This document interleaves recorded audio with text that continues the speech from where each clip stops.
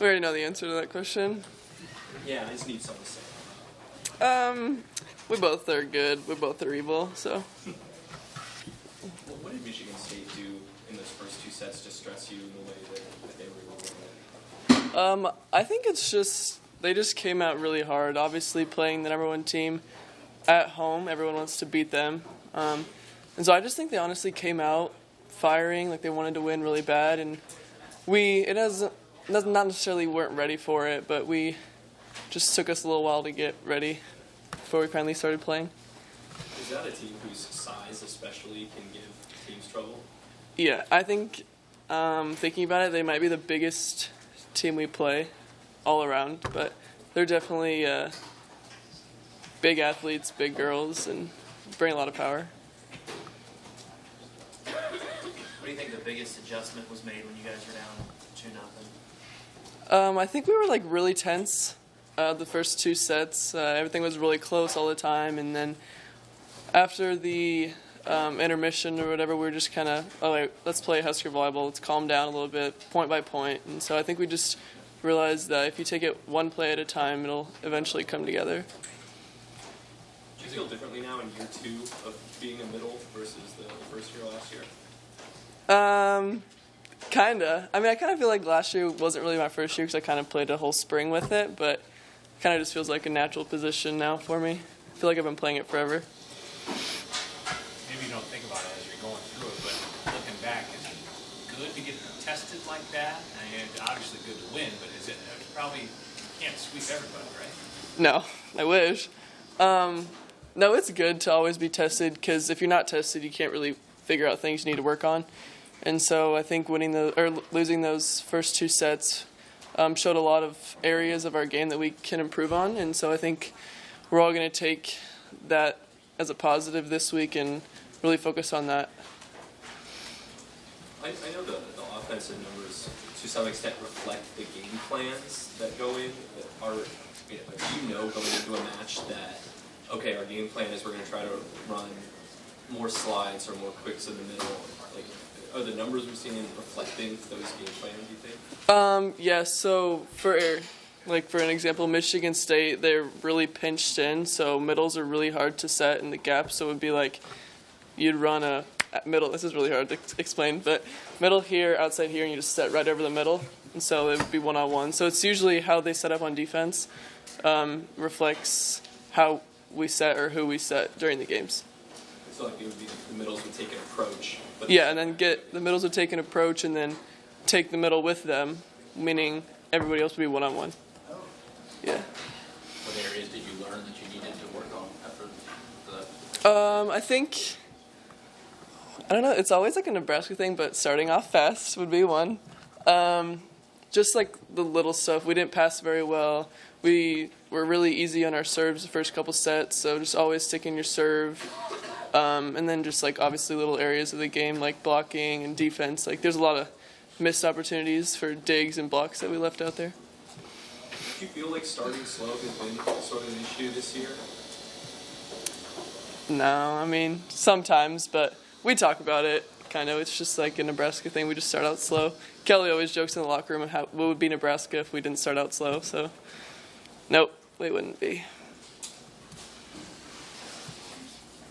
You guys have Illinois coming up. What do you know about them? What do you remember about playing them in the past? I remember playing there is really tough, as is probably any road game. They have a good setter, good right side. She's a lefty. Lefties are always hard to stop. And then they always fight really hard, especially at home. They never give up on anything. And I think they graduated a lot of players, but they still have a lot still there. Olivia was able to come in and really give you guys something off the bench. What is sort of the key that lets her come in and be successful in a reserve role? I think we just all kind of let her know, like, we believe in you. We know you can get the job done, whether you think so or not. And I think that helps her mentally, just being able to come off the bench like she did against Michigan State. And so a lot of the times we'd be like, Kelly, set Liv. And Liv's like, no, I don't want to be set. And we're like, no, Liv, like, we know you can do it. And so I think it's just like, we all have trust in her that she can do it. And hopefully now she knows that she can do it too. You been impressed by anything that Katie's been able to do? I feel like I should say yes to that question.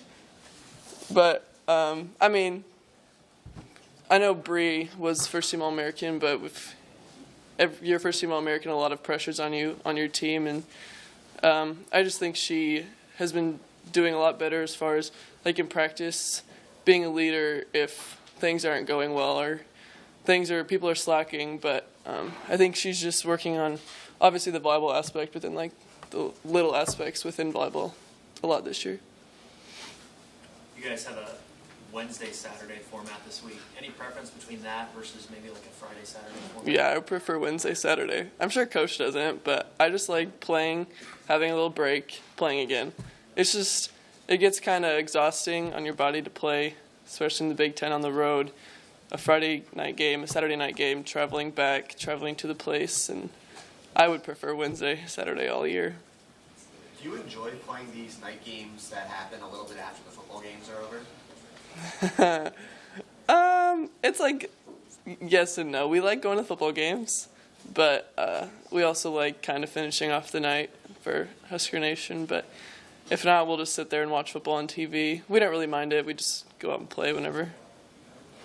You played the second night of a back-to-back against Michigan State on Saturday, but in the fifth set, did you guys feel like you were the fresher team? Was that a match for conditioning really played a big part? I would say so, yes. You could tell, especially in the third and fourth set, when we started going on at them, they were getting tired and fatigued, and they started making a lot of errors. And I think part of it would be conditioning, and part of it would also be like mental belief that we were going to do it. But I think we were the more conditioned team for sure. Is there a player that you feel like it takes responsibility of trying to change that attitude switch that you talk about in the middle of a match? Do you feel like the team is not quite where it needs to be mentally, that it's their job to try to get them there? Yeah, it's usually Kelly. So obviously, intermission, Kelly did 95% of the talking when the coaches weren't in there, and then during the fifth set when we were down 12-10 at a timeout, I believe, Kelly goes, "Everyone just sit there and believe, or think to yourself that we're going to win this match and believe that we're going to win it." And so it's just kind of, she makes sure we're focused, we're positive, and that we know that we can do it. Has she always been a vocal leader like that, or she just kind of emerged that way in the last few years? She's been a vocal leader, but it's probably more so as the years go on. She gets more and more comfortable with being the leader. Like obviously she's our main captain this year, so she knows we all kind of look to her when things get rough. But yeah, she's definitely really good at getting us all together when things aren't going well and calming us down. Questions? Okay. Thank you guys. Thanks, Amber.